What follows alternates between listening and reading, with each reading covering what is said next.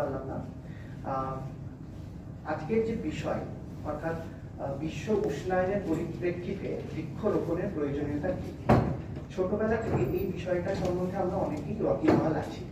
এবং আমরা পরিবেশ সচেতনতার আঙ্গিক থেকে এই বিষয়টাকে, এবং আজকে যারা উপস্থিত তারাও যেমনভাবে ব্যাখ্যা করবেন এবং এর আগেও অনেকে নানাভাবে অনেকে ব্যাখ্যা করেছে, কিন্তু যেহেতু আমি কর্মসূত্রে একজন পল্লী উন্নয়নের সাথে যুক্ত আছি, তাই আমি একে পল্লী উন্নয়নের আঙ্গিকে একটু ভেঙে দেখার চেষ্টা করব। প্রথমত, যখন আমি প্রথম শুনেছিলাম যে বিশ্ব উষ্ণায়ন যে কোনো দেশের অর্থনীতিকে একটা মেরুকরণের জায়গায় নিয়ে যায়, অর্থাৎ যারা বড় লোক তারা আরো বড় লোক করার একটা জায়গা রাখেন এবং যারা তথাকথিত প্রান্তিক মানুষ তারা আরো প্রান্তিকতম জায়গাগুলোতে সরে যাওয়ার একটা এখতিয়ার ওদের জন্য তৈরি হয়। তো সেই জায়গা থেকে এই বিষয়ের গভীরতা আমার মধ্যে বোঝার ক্ষমতা ছিল না, কিন্তু যখন আমি প্রথমবারের জন্য গ্রামে গ্রামে ঘুরলাম কাজের সূত্রে এবং পড়ার সূত্রে, আমি দেখলাম যে প্রকৃতি কতটা বড় ভূমিকা পালন করে যে কোনো দেশের অর্থনীতির ক্ষেত্রে। প্রথম ভারতবর্ষের অর্থনীতিকে বুঝতে গেলে আমাদেরকে একটা কথা স্পষ্টভাবে জেনে নিতে হবে যে কৃষি নির্ভর অর্থনীতি, অর্থাৎ কৃষি নির্ভর অর্থনীতিতে প্রকৃতির একটা অবদান কিন্তু চিরাচরিতভাবে আমাদেরকে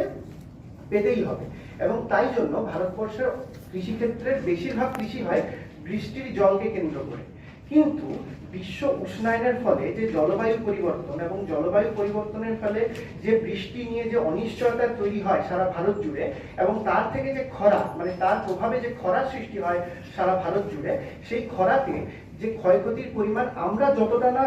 একটা ঘরে বসে বা বাড়িতে বসে বুঝতে পারি, চাষে যারা কাজ করছেন তারা বুঝতে পারেন আরো কঠিনভাবে, আরো মর্মান্তিকভাবে। ভারতবর্ষের ইতিহাসে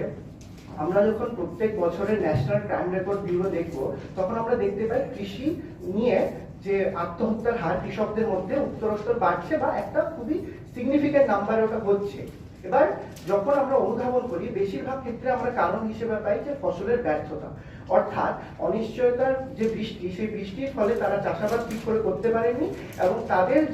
যে ক্রেডিট নিয়ে ওরা চাষটাতে নামেন, সেই ক্রেডিটটা ওরা ফেরত দিতে পারে না ব্যাংকের মাধ্যমে, যেভাবে ওরা যে টাকা নিয়ে চাষাবাদে নামেন সেই টাকা যখন ওরা ফেরাতে পারেন না সেটা, এবং আমি বলছি ফর্মাল ইনস্টিটিউশন থেকেও যারা নেন বা ইনফর্মাল ইনস্টিটিউশন থেকেও যারা নেন, যখন ফেরাতে পারেন না তখন তারা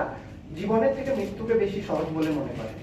তো এইরকম একটা জায়গা থেকে, এই আঙ্গিক থেকে ভেবে দেখলে আমরা বুঝতে পারছি যে বিশ্ব উষ্ণায়নের প্রভাব কতটা মর্মান্তিক। তারপরে আরো একটা বহু দার্শনিক এবং বহু গবেষণায় এটা উপলব্ধ যে যত বিশ্ব উষ্ণায়নের প্রভাবে যত উষ্ণতা বাড়বে, মানুষের মধ্যে কর্মক্ষমতা তত কমবে, এবং এই মানুষের মধ্যে কর্মক্ষমতা কমে যাওয়া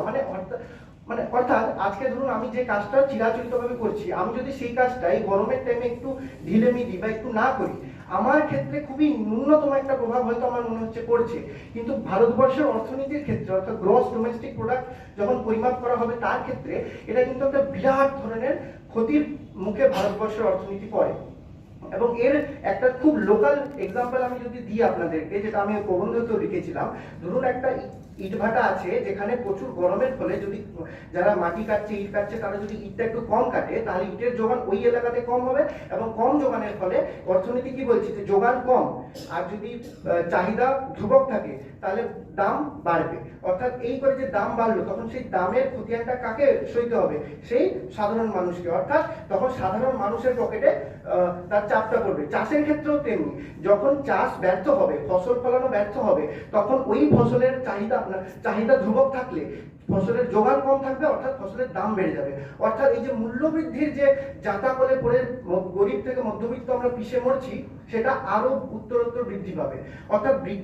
বিশ্ব উষ্ণায়নের যে ঋণাত্মক প্রভাবগুলো যে কতটা গভীর, কতটা মর্মান্তিক, এ বুঝতে আমাদের আর কোনো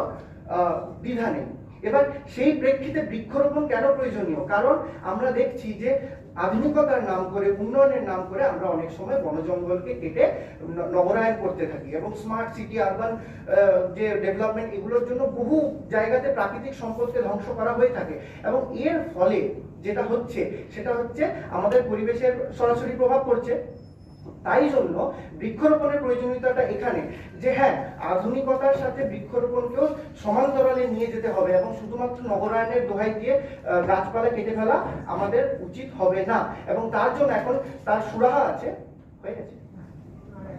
হ্যাঁ, তার এর সুরাহা হচ্ছে যে উন্নয়নের ক্ষেত্রে এখন আরবান ফরেস্ট্রি অর্থাৎ